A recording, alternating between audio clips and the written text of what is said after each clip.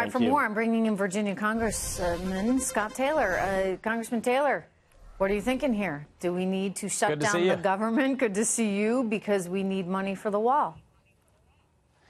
So listen, I'm a border security guy. I think this abolish ICE movement is ridiculous and counterproductive and harmful, quite frankly.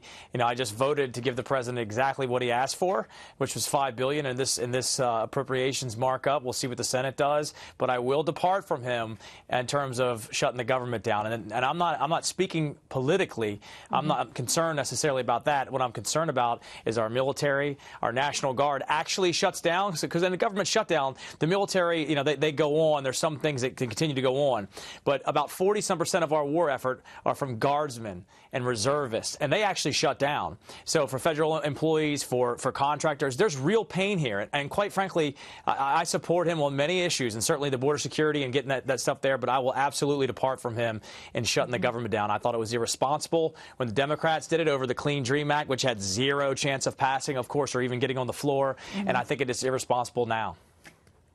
But when you've got a problem like he has in Washington, in that, you know, you have so much divisiveness, and you have, you know, people that will never see his way, even if he is advocating for a policy that the other side had wanted or pushed for years before, which in the case of borders, actually, I think is actually the case, because Schumer and, in fact, Senator Clinton wanted to see an increase in border security. Sure. And I believe they called it a fence, so maybe that's a little different than a wall.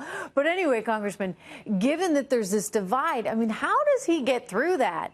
He wants this wall. How do you guys make it happen then, given that there's so much resistance?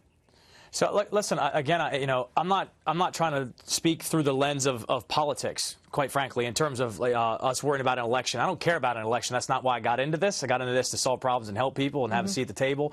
But the reality is, you shut the government down, you're talking about, and I'm not also, let me also say, I'm not an establishment guy. Like, I support the president in you know, border you're security. fair, and I appreciate that about you. And it's one of the reasons why we wanted you on to talk about this very issue. But you're saying you're not into the government shutdown. So how do you get this done? Because you want it done too. If you don't, you know, go out there and threaten the worst.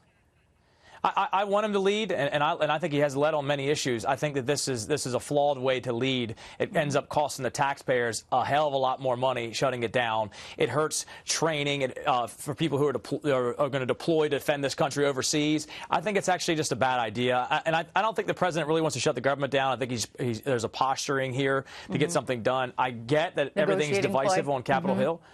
Yeah, I mean, I get that everything is very divided on Capitol Hill, and I share in that frustration because I'm there too, right? Thankfully, I'm in Virginia Beach right now, not in Washington, but enjoy. But I don't think it's the right play. I think it's the wrong thing to do for the good of the country. It ends up costing a lot more, so and there's let real me just pain ask for you. people. So I get it. Is he going to be able? Are you guys going to be able to get that money for the wall before midterms? The House paid. We already did it. We voted for it to get it exactly. Yeah, forgive me. I meant you collectively, as in all you folks, the Senate too. The pressure needs to be on the Senate. There's no question about that. We did our part in the House side. We need pressure on the Senate for them to get either at that mark or even close to it, to have the proper border security to secure the border, just like your last guest talked about. But again, Congressman, I want to turn to another subject because it's a breaking story right now, and I want to get your view on it. Facebook is saying that it has identified and removed 32 fake accounts that were attempting to influence the midterm elections. What is Congress doing right now to make sure that we don't have the Russians out there spreading some kind of fake news? Or anyone else, for that matter?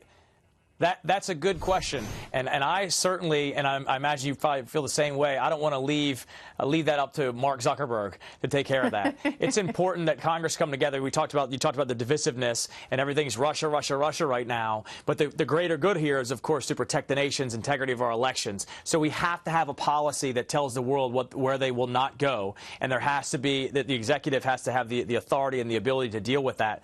So Congress, both sides, bipartisan, should be taking this up immediately and actually coming up with a policy that helps the executive defend the integrity of our elections and get off of all the the Russia stuff that's counterproductive and doesn't help the integrity of our elections. Congressman, it's good to see you. Thank you.